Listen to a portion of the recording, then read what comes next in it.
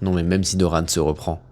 qu'est-ce qui va arrêter les T1 en fait? Et c'est parti pour ce nouveau top et flop, on a eu le droit à deux BO assez intéressants aujourd'hui. Tout d'abord, une revanche entre les T1 et les Damwon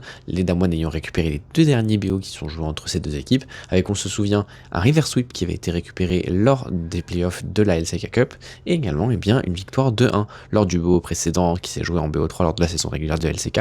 et où Damwon avait réussi à récupérer la victoire. Et autant vous dire que dans ces deux games, au global, T1 a assez largement dominé les débats, avec bien justement un Doran qui a été exceptionnel tout simplement. Le top laner des T1 a tout simplement été une machine de guerre.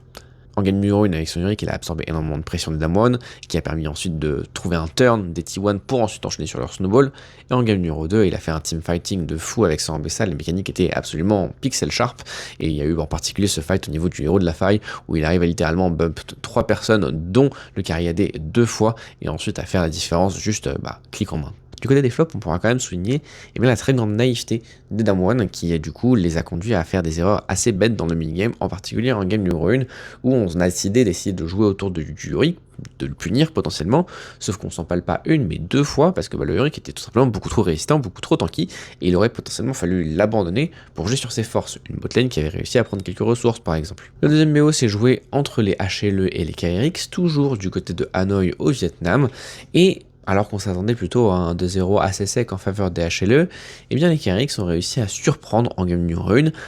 en prenant une petite victoire. Mais tout en gardant un maximum de respect sur la performance des KRX évidemment, il faut le dire, la victoire de ces derniers lors de la première game n'est pas uniquement de leur fait. On a eu énormément de suffisance du côté des HLE qui leur a littéralement coûté la game. On n'a pas été très sérieux sur les teamfighting, on n'a pas été très sérieux sur les catchs, on n'a pas été très sérieux sur le positionnement sur la carte, bref, on s'est fait complètement avoir. Mais franchement, D-Light, s'il te plaît, lâche ce bard. Lâche ça gamin, t'as pas le niveau, t'as pas la grinta, t'as pas les épaules pour jouer ce champion. Il est littéralement responsable quasiment à lui tout seul de la défaite de son équipe en game numéro 1. Les ultimates sont catastrophiques, il a toujours une tempo absolument horrible, ça s'était déjà vu lors du BO face à T1, il était littéralement jamais au bon endroit au bon moment, il se fait catch un petit peu comme un œil. Bref, t'as pas ce juice, t'as pas cette aura D-Light, laisse tomber. J'avais oublié de le filmer, mais pour vos beaux yeux, une petite compile de tous les fails du bard de D-Light.